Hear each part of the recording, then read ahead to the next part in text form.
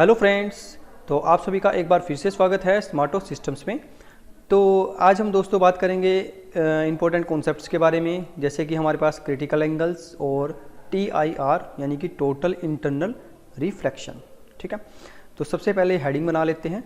Heading में हमारे पास आएंगे क्रिटिकल एंगल्स। क्रिटिकल एंगल किसे कहते हैं, सबसे पहले इसको समझेंगे। फिर इसके बाद हम बात करेंगे टोटल इंटरनल रिफ्लेक्शन। ठीक है, टोटल इंटरनल रिफ्लेक्शन के बारे में। तो सबसे पहले हम दोस्तों एक डायग्राम के माध्यम से समझते हैं इस चीज़ को। जैसे सपोज करो हमारे पास ये कोई सरफेस है और यहाँ पे कोई रे ऑफ लाइट हमारे पास एंटर करती है। कुछ इस टाइप से लगा लो आप, ये सरफेस हो गया इस टाइप से। ठीक है, क्रिटिकल एंगल कैसे निकालते हैं, सबसे पहले हमने एक सरफेस लिया, उसके बाद हमने क्या किया दोस्तों, ये रे ऑफ लाइट हमने पास कराई। ठीक है, अब यहाँ पे बनाते हैं हम एक नॉर्मल।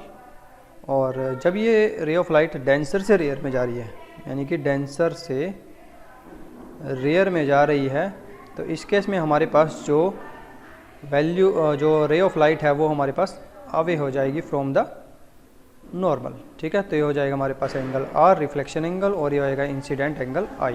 ठीक है दोस्तों, तो ये तो होगा फर्स्ट केस में। सेकंड केस में भी सेम ऐसे ही हमारे पास है। तो ये हमने जस्ट एक फर्स्ट केस लिया। अब जैसे जैसे दोस्तों मैं ये एंगल, ये जो इंसिडेंट एंगल है, इसको मैं जैसे जैसे इंक्रीज़ करूँगा, सपोज करो अब रे ऑफ लाइट जो है वो कुछ इस टाइप से आ रही है। अब नॉर्मल मैंने ड्रा किया यहाँ पे, तो मेरे पास ये जो एंगल है ये I इंक्रीज़ हो गया। जैसे जैसे एंगल इंक्रीज़ होता जाएगा तो रे ऑफ लाइट जो है वो ऐसे जाती रहेगी। ठीक है, तो रिफ्लेक्शन जो है ऐसे होता रहेगा, R एंगल भी बढ़ता रहेगा। ये हो गया सेकेंड केस। तो एक कंडीशन ऐसी आएगी जब आपकी जो है रे ऑफ लाइट जब आप पास कराओगे ऐसे करके, जब नॉर्मल आप बनाओगे तो एक टाइम ऐसा आएगा कि ये बिल्कुल ऐसे निकल जाएगी। ठीक है, ऐसे बिल्कुल ऐसे, इसको बोलते हैं 90 डिग्री एंगल।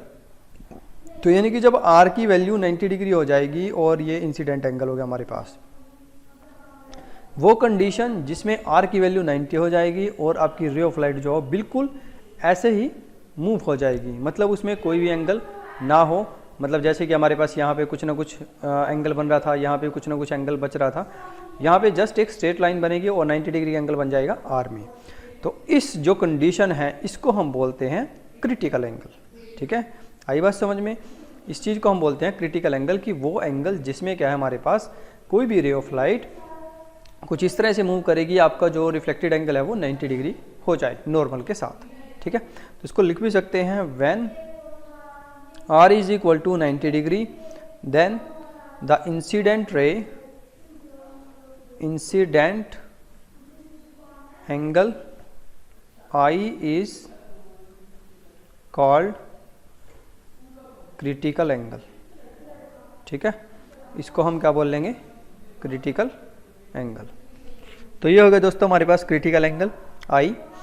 उस केस में अगर आपके पास रे ऑफ लाइट, लिख लेते हैं इसको, when light goes from denser to rare medium, then angle of incident is greater than critical angle. जब भी हमारे पास जो भी रे ऑफ लाइट है वो डेंसर से रेड मीडियम में जाएगी तो इंसिडेंट एंगल जो है हमेशा ग्रेटर रहेगा क्रिटिकल एंगल से। ठीक है, तो यहाँ पे लिख भी सकते हैं हम, incident angle is always greater than critical angle. C से डिनोट कर रहे हैं हम यहाँ पे क्रिटिकल एंगल को। अब इसके बाद दोस्तों अगर हम ये एक और फिगर के ज़रिए समझा देते हैं इसको। अब देखिए ये रे ऑफ लाइट यहाँ पे एंटर करी। ठीक है, ये हो गया मेरे पास नॉर्मल, इसके साथ ये हो गया इंसिडेंट एंगल। अब जैसे जैसे हम इसको इंक्रीज़ करते रहेंगे तो एक टाइम ऐसा आएगा दोस्तों कि ये जो एंगल है ना, अभी हमने 90 डिग्री पे बनाया था, तो एक बार तो हमने इसको ऐसे लेके गए थे, एक टाइम ऐसा आएगा कि बिल्कुल ऐसे ही बैक आ जाएगा। ठीक है, और ये एंगल हो जाएगा हमारे पास रिफ्लेक्टेड एंगल। ठीक है, तो ये जो केस है जिसमें हमारे पास बिल्कुल बैक हो जाता है इंसिडेंट एंगल और रिफ्लेक्टेड एंगल, दोनों की कंडीशन कुछ इस टाइप से आए, तो इसे बोलते हैं हम TIR, total internal reflection, total internal reflection, ठीक है, इसे बोलते हैं टोटल इंटरनल रिफ्लेक्शन। क्लियर है दोस्तों? TIR। अब देखिए इसके कुछ एग्जांपल्स ले लेते हैं कि किस तरह से काम करता है। जस्ट डायरेक्टली आपके पास ऐसे तो नहीं आएगा कि TIR ऐसे बना के दिखाओ, आपको एक फिगर दे दिया जाएगा। जैसे हम थोड़ा सा समझ लेते हैं इस चीज़ को। जैसे कि आपके पास एक यहाँ पे एक ट्रायंगल है कुछ इस टाइप से, ठीक है, ये हमने एक ट्रायंगल बनाई। Let us consider this angle is 45 degree and this angle is also 45 degree and this is 90 degree. तो कोई भी रे ऑफ लाइट अगर ऐसे एंटर करते हैं बिल्कुल परपेंडिकुलर, ठीक है, सपोज करो कोई रे ऑफ लाइट ऐसे एंटर की 90 डिग्री एंगल पे, तो होएगा क्या, वो पहले तो सीधी जाएगी डायरेक्ट यहाँ पे जैसे ही वो टकराएगी और इस एंगल पे मूव कर जाएगी, ये हो जाएगा मेरे पास नॉर्मल ये हो गया। तो जो भी इंसिडेंट एंगल आया था, यानी कि ये एंगल अगर 45 डिग्री पे हमारे पास आएगा, ये बिल्कुल 90 डिग्री पे रोटेट होएगा और ये एंगल भी मेरे पास हो जाएगा 45 डिग्री, ठीक है। तो इस केस में जो इंसिडेंट एंगल है, जो रिफ्लेक्टेड एंगल है, वो दोनों क्या हो जाएंगे 45 डिग्री। अगर इसमें हम कंडीशन ले लेते हैं if I is greater than C, यानी कि अगर इंसिडेंट एंगल ग्रेटर है क्रिटिकल एंगल से, तो टोटल इंटरनल रिफ्लेक्शन होगा। तो यहाँ पे इंसिडेंट एंगल भी और रिफ्लेक्टेड एंगल भी हमारे पास हो जाएंगे 45 डिग्री। अगर आपके पास I और C दोनों बराबर हो जाएं, यानी कि अगर इंसिडेंट एंगल भी और क्रिटिकल एंगल भी दोनों बराबर हो जाएं, तो उसे बोलेंगे ग्रेजिंग इमरजेंस, ठीक है, grazing emergence. If I is less than C, यानी कि अगर इंसिडेंट एंगल लेस देन है क्रिटिकल एंगल से, तो होएगा रिफ्रैक्शन, ठीक है। तो ये तीनों कंडीशन आपने याद रखनी है दोस्तों। अगर क्रिटिकल एंगल इंसिडेंट एंगल से छोटा है तो रिफ्रैक्शन होएगा, और अगर दोनों बराबर हैं तो ग्रेजिंग इमरजेंस होएगा, और अगर दोनों में क्या होएगा, I बड़ा है यानी कि इंसिडेंट एंगल बड़ा है क्रिटिकल एंगल से, तो टोटल इंटरनल रिफ्लेक्शन होएगा, ठीक है दोस्तों। तो ये तीनों चीज़ें आपने याद रखनी है। तो अब इसके बाद दोस्तों हम बात कर लेते हैं थोड़ा सा रिफ्रैक्शन को ही थोड़ा सा आगे बढ़ा लेते हैं, और इसमें हम सबसे पहले टॉपिक करते हैं इसी सेशन में ही रिफ्रैक्शन थ्रू प्रिज्म, यानी कि प्रिज्म में रिफ्रैक्शन कैसे होता है, कैसे प्रिज्म फार्मूला डिराइव किया जाता है। तो इस तरह की सारी कंडीशनें हम इसमें करेंगे। तो सबसे पहले हेडिंग बना लेते हैं दोस्तों, रिफ्रैक्शन थ्रू प्रिज्म। प्रिज्म में कैसे रिफ्रैक्शन होता है उसको हम थोड़ा सा समझ लेते हैं दोस्तों, ठीक है।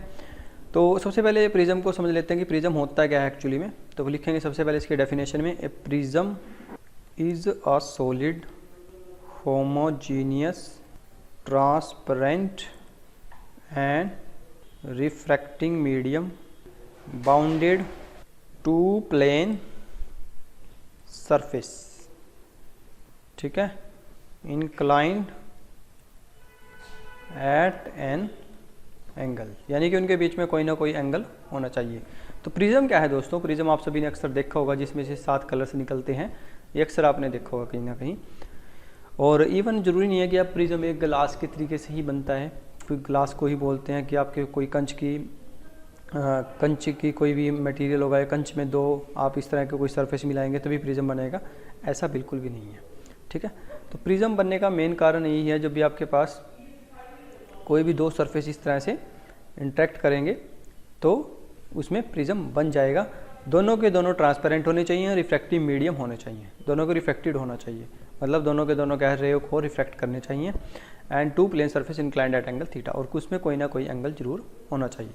7 कलर्स तो आप वैसे भी देख सकते हैं दोस्तों, आपने देखा होगा अक्सर जो बारिश होती है तो उसके बाद का जो मौसम आपने देखा होगा कभी ना कभी, जब भी सूर्य की किरणें बूंदों पर पड़ती हैं तो आपने देखा होगा अक्सर कलर्स नज़र आते हैं आपको, ठीक है ना। आपने देखा होगा आकाश में बिल्कुल एक इस तरह का एरिया नज़र आता है, जैसे कि बिल्कुल एक लाइन सी लग रही होती है। तो उस तरह की जो कंडीशन होती है, वहाँ पे भी जो बूंदें हैं, जो पानी की बूंदें होती हैं जो ऊपर रुक जाती हैं, वो भी एक प्रिज्म का ही काम करती हैं उस केस में दोस्तों, ठीक है। तो प्रिज्म जरूरी नहीं है कि आप ऐसे ही समझें, उसको उस तरह से भी रिलेट कर सकते हैं, अक्सर आपने देखा होगा इस चीज़ को। तो सबसे पहले हम प्रिज्म का थोड़ा सा एक डायग्राम बना लेते हैं, फिर उसको समझते हैं कि कौन कौन से इसमें मेन चीज़ें हमारे पास, क्या बेस होता है, क्या इंपॉर्टेंट चीज़ है। तो सबसे पहले हम एक डायग्राम सा बना लेते हैं इसमें, ये थोड़ा सा क्लियर हो जाए आपको। तो कुछ इस टाइप से। और तो ये हो गया दोस्तों मेरे पास एक प्रिज्म। इसको मैं थोड़ा सा 3D की शेप में कन्वर्ट कर देता हूँ ताकि आपको अच्छे से क्लियर हो जाए। तो ये हो गया दोस्तों प्रिज्म, क्लियर है। अब ये जो सरफेस होते हैं ये हमारे पास होते हैं रिफ्रैक्टिंग सरफेस। ये हमारे पास नीचे रखा जाएगा तो इसको बोलते हैं बेस, और ये भी हमारे पास क्या होएगा, रिफ्रैक्टिंग सरफेस, ठीक है। और इसके बीच में जो एंगल होता है यहाँ पे उसको बोलते हैं हम ए, उसको ए से ही डिनोट करेंगे। इसको बोलते हैं angle of prism, angle of prism, इसको डिनोट करते हैं ए से, ठीक है। तो ये तो हो गया दोस्तों हमारे पास प्रिज्म के बारे में कि प्रिज्म कहते किसे हैं। अब इसका थोड़ा सा एक फॉर्मूला है हमारे पास, उसको थोड़ा ड्राइव कर लेते हैं और एक रे ऑफ लाइट हम इसमें से पास करा के देखते हैं कि किस तरह से वो डाइवर्ट होती है, किस तरह से वो रिफ्लेक्टिंग करती है, जो भी इसमें केसेस बनेंगे हम उसको डिस्कस करेंगे। तो सबसे पहले हम एक डायग्राम बना लेते हैं दोस्तों, जिसके बेस पे हमारे पास पूरा का पूरा कॉन्सेप्ट चलेगा। तो हम जस्ट यहाँ पे 3D शेप में नहीं बनाएंगे, हम जब भी किसी भी प्रिज्म की बात करेंगे तो हम एक जस्ट इसका एक सिंगल सरफेस लेंगे कुछ इस तरह से, ठीक है। दो की सरफेस की हम बात नहीं करेंगे यहाँ पे। तो लेट अस कंसीडर ये रे ऑफ लाइट यहाँ पे आई, ठीक है। अब होएगा क्या, ये सबसे पहले तो इसका बना लेते हैं हम नॉर्मल, इसके बिल्कुल परपेंडिकुलर बनाएंगे नॉर्मल। तो ये मेरे पास हो गया दोस्तों नॉर्मल, और नॉर्मल से थोड़ा सा इधर बैंड हो जाएगी तो ये रे ऑफ लाइट कुछ इस तरह से बैंड हो गई। अब ये पहुंच गई यहाँ पे। अब यहाँ पे होने के बाद क्या होएगा, रिफ्लेक्शन होएगा दोबारा से। फिर से यहाँ पे एक नॉर्मल बनाते हैं हम इसके बिल्कुल परपेंडिकुलर। तो ये हम बना लिया हमने यहाँ पे एक नॉर्मल, और ये जो रे ऑफ लाइट है वो डायरेक्ट नॉर्मल से अवे हो जाएगी कुछ इस टाइप से, ठीक है। तो यहाँ से बाहर निकल जाएगी। तो यहाँ पे ये जो एंगल है दोस्तों ये हो जाएगा इंसिडेंट एंगल, जिसको हम आई से डिनोट करते हैं। और इसके अलावा ये एंगल मेरे पास हो जाएगा रिफ्लेक्शन एंगल आर। और सबसे पहले इसको लिख लेते हैं, जो एंगल है ए, इसको हम डिनोट करते हैं जो एंगल है हमारे पास प्रिज्म का, क्लियर। तो और यहाँ पे अगर इसकी बात करें तो यहाँ पे ये एंगल भी हमारे पास क्या हो जाएगा, इसको नेमिंग से डिनोट कर देते हैं, एंगल R1 है, ये एंगल है R2, ठीक है। और ये बोल सकते हैं आप इंसिडेंट एंगल, या इसको ई से लिख लो एंगल ऑफ इमरजेंस, इसको ई से डिनोट कर सकते हैं क्योंकि एंगल जो हमारा बाहर इमर्ज हो गया है। तो यहाँ पे जो एंगल ऑफ इमरजेंस है उसको आप इंसिडेंट एंगल के माध्यम से भी ले सकते हैं, क्योंकि अगर यहाँ पे आपने कोई भी सरफेस लगा दिया, कोई भी इस तरह का जो मिरर लगा दिया जो बिल्कुल रिफ्लेक्ट करे 180 डिग्री एंगल पे, तो उस केस में जो ये रे ऑफ लाइट है ये इंसिडेंट एंगल का काम करेगी। तो चलिए आगे चलते हैं। अब इसको मैं थोड़ा सा अगर आगे बढ़ाता हूँ दोस्तों, इसको ऐसे थोड़ा सा और इसको ऐसे, तो यहाँ पे आपको एक एंगल और मिलता है, इसको हम डिनोट करते हैं डेल्टा से। ये जो एंगल डेल्टा है इसी को बोलते हैं हम angle of deviation, angle of deviation. तो ये हो गया दोस्तों एंगल ऑफ डेविएशन।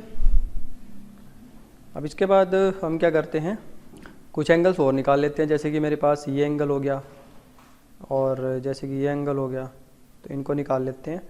अगर मैं इस एंगल की बात करूं तो ये एंगल मेरे पास आएगा दोस्तों I माइनस R1, ठीक है। और ये जो एंगल आएगा इसको मैं लिख सकता हूँ E माइनस R2, ठीक है। तो इस तरह से ये एंगल आपने थोड़े से याद रखने हैं, किस तरह से इनको लिखा जाता है, किस तरह से आप डिनोट कर सकते हैं। और अगर इस एंगल की बात की जाए, इस एंगल की, तो इसको भी निकाल सकते हैं हम। ये एंगल मेरे पास हो जाएगा। अब देखिए टोटल कितना है, ये जो बीच का है ये पूरा का पूरा, ठीक है। इसको थोड़ा ध्यान से समझे, ये क्या चीज़ लिख रखी है। ये हो जाएगा मेरे पास टोटल, ये होगी 180 की लाइन, तो ये हो जाएगा 180 माइनस R1 प्लस R2, ठीक है। ये पूरा का पूरा ऐसे निकल जाएगा। तो ये सारे एंगल्स हमने दोस्तों यहाँ पे निकाल लिए। तो अगर मैं बात करूँ एंगल डेल्टा की, तो मैं डेल्टा को ऐसे लिख सकता हूँ दोस्तों, delta is equal to I minus R1 plus E minus R2, ठीक है। इसको ऐसे कैसे लिखा हमने, इस चीज़ को थोड़ा समझते हैं।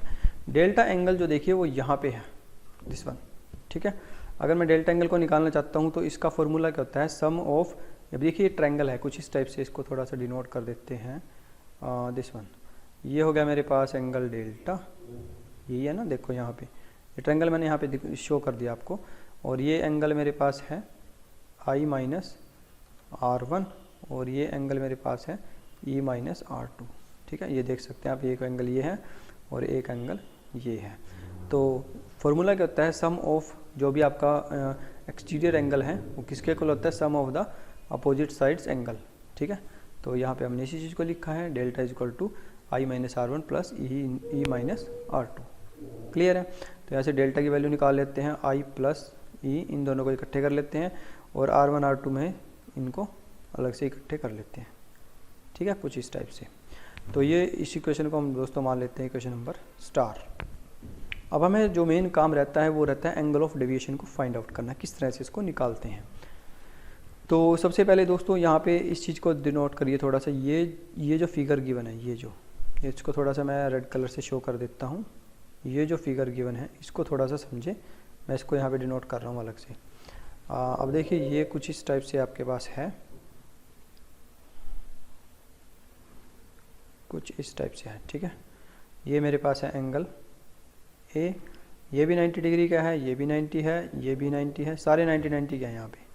और अगर हम बात करें एंगल्स की, तो ये एंगल मेरे पास कितना है 180 माइनस R1 माइनस R2। ठीक है, तो ये एक क्वाड्रेटर बन रही है। अगर इसमें टोटल एंगल कितना होता है हमारे पास 360, उसको अगर मैं निकालना चाहता हूँ तो मेरे पास आएगा A plus 90 degree, A plus 90 degree plus 180 minus R1 minus R2 plus 90 is equal to 360। तो यहाँ से मैं कुछ कैंसिल कर सकता हूँ, कुछ कैंसिल नहीं होएगा अभी तो यहाँ से। तो 180 360, तो ये 90 और ये 180 270 और 360, ये तो पूरा कैंसिल ही हो जाएगा दोस्तों इसके साथ। तो मेरे पास बचेगा A minus R1 minus R2 is equal to 0। तो A की वैल्यू आ जाएगी दोस्तों R1 प्लस R2। ये बहुत इंपॉर्टेंट रिजल्ट यहाँ से निकल के आता है कि जो एंगल हमारे पास है प्रिज्म का वो इक्वल होता है रिफ्लेक्टेड एंगल के, जो भी हमारे पास रिफ्लेक्टेड एंगल है दोनों के, उनका सम का। ठीक है, तो इस तरह से हम इस चीज़ को समझ सकते हैं। अब ये जो एंगल ए आया है इसको मैं यहाँ पे पुट कर देता हूँ। ठीक है, यहाँ पे या R1 R2 है ना, इसकी जगह पे मैं ए वैल्यू पुट कर सकता हूँ। तो मेरे पास जो डेल्टा एंगल है वो आ जाएगा I प्लस E माइनस ए। ठीक है, ये मेरे पास एक फाइनल रिजल्ट निकल के आता है, फाइनल। ठीक है, ये बहुत इंपॉर्टेंट है दोस्तों, इसके बेस पे न्यूमेरिकल भी आते हैं, वेरी वेरी इंपॉर्टेंट, इस चीज़ को आपने याद रखना है। तो इसके बेस पे एक न्यूमेरिकल ले लेते हैं साथ के साथ ही, थोड़ा सा और ज़्यादा क्लियर हो जाएगा आपको कि किस तरह से एक चीज़ काम करती है। इससे पहले आपको स्नेल्स लॉ भी आना बहुत ज़रूरी है।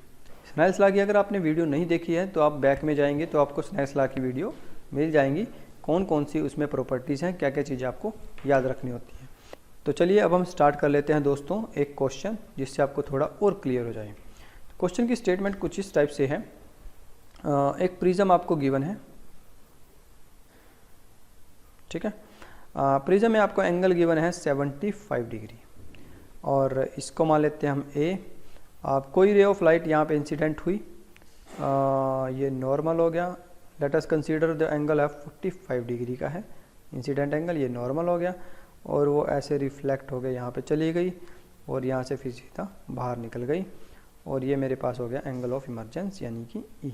ठीक है, ये फेस 1 है, ये फेस 2 है। ठीक है, जब भी हम प्रिज्म की बात करेंगे तो हमने 2 फेस लेने हैं, सबसे पहले फेस 1 लेना है, फेस 2 लेना है और दोनों पे चेक करना है कि क्या क्या रिफ्लेक्शन या रिफ्रैक्शन जो भी है वो हुआ है। ये एंगल मेरे पास हो जाएगा R1, ये एंगल मेरे पास हो जाएगा R2 और ये जहाँ पे एंगल पे मिल रहे हैं इसको क्या बोलते हैं हम 180 माइनस R1 माइनस R2। ठीक है, तो इसकी ज़रूरत अभी हम फिलहाल के लिए हमें नहीं पड़ेगी। और लेटस जो ये प्रिज्म है इसका हमें रिफ्रैक्टिव इंडेक्स भी गिवन है √2। ठीक है, तो आपको निकालना क्या है दोस्तों, निकालना है आपको फाइंड इमर्जिंग एंगल और एंगल ऑफ डेविएशन यानी कि डेल्टा, ये 2 चीज़ें आपको निकालनी है। तो सबसे पहले हम चलते हैं दोस्तों एट सरफेस फर्स्ट, पहले सरफेस पे चलते हैं। पहले सरफेस पे क्या आएगा दोस्तों हमारे पास, सपोज कर लेते हैं कि ये हमारे पास यहाँ पे दोनों से जो मीडियम है आसपास में जो एयर है। ठीक है, सिंपल सी बात ये लगा लेते हैं, आसपास जो है वो एयर है इसके और बीच में जो हमारे पास वो ग्लास का मटेरियल रखा हुआ है। तो एट सरफेस 1 फर्स्ट सरफेस पे म्यू ए, इसको मान लेते हैं हम रिफ्रैक्टिव इंडेक्स ऑफ एयर। इसके साथ एंगल लग जाएगा एंगल साइन 45 डिग्री, क्योंकि रिफ्लेक्टेड एंगल यही है, incident angle is equal to mu P, P हम प्रिज्म के लिए ले रहे हैं, और यहाँ पे लिख देंगे साइन ऑफ R1।